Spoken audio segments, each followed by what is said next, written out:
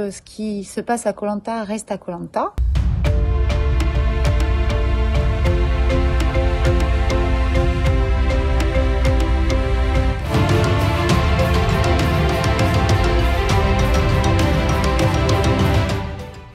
Alors les moments les plus marrants, ça a été forcément la pêche avec les garçons, à les maintenir par le caleçon.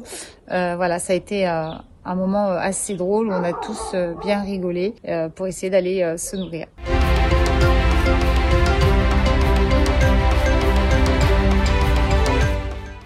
Bah écoutez, pas forcément, puisque je fais du sport tous les jours dans le cadre de mon boulot, étant coach sportive et la gérante d'une salle de sport. Donc j'ai cette chance-là. Après, effectivement, la chose que j'ai faite, c'est que j'ai appris à faire des nœuds sur les hameçons et monter des lignes pour la pêche. Chose qui nous a pas forcément été très utile puisque nous n'avons pas eu le kit de pêche.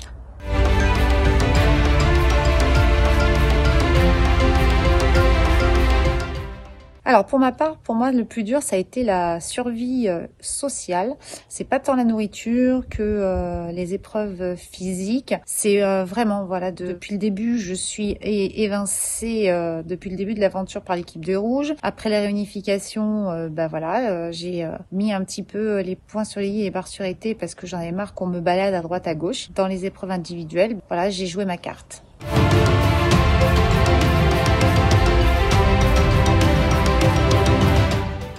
Alors, est-ce qu'il y a des histoires de cœur et des rapprochements sur l'île pendant l'aventure? Je dirais que ce qui se passe à Koh Lanta reste à Koh Lanta et que chacun est à même de pouvoir communiquer sur ce qui se passe ou pas. Voilà, tout le monde est responsable de sa vie privée et je respecterai ça. Donc, je laisserai les petits points de suspension sur la question.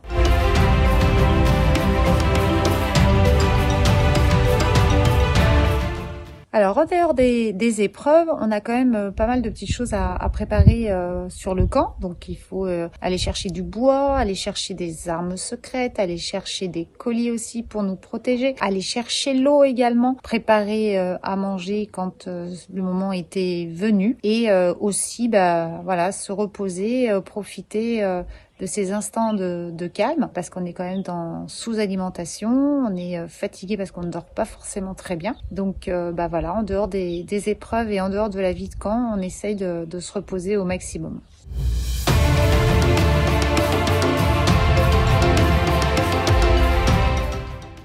Alors, l'aventurière que j'aurais aimé affronter pendant une saison, pour le petit clin d'œil, ça aurait été Sarah, parce qu'on se ressemble sur pas mal de points. Et c'est juste pour un petit clin d'œil et en toute sportivité, parce que je sais que c'est quelqu'un d'intègre et de droit.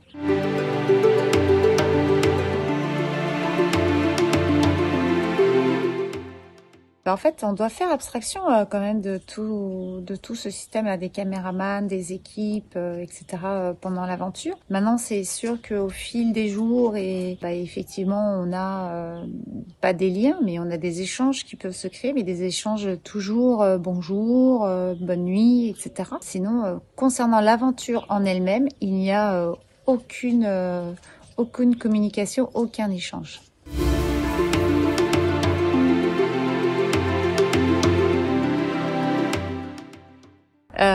Écoutez, moi j'ai mis 2 jours pour trouver mon arme secrète.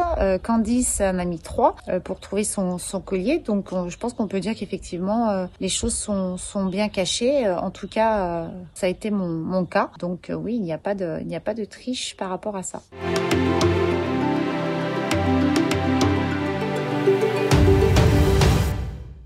Alors, selon moi, pour être un bon aventurier, les 3 qualités nécessaires sont, je pense, quand même le savoir-être, la sportivité et la combativité.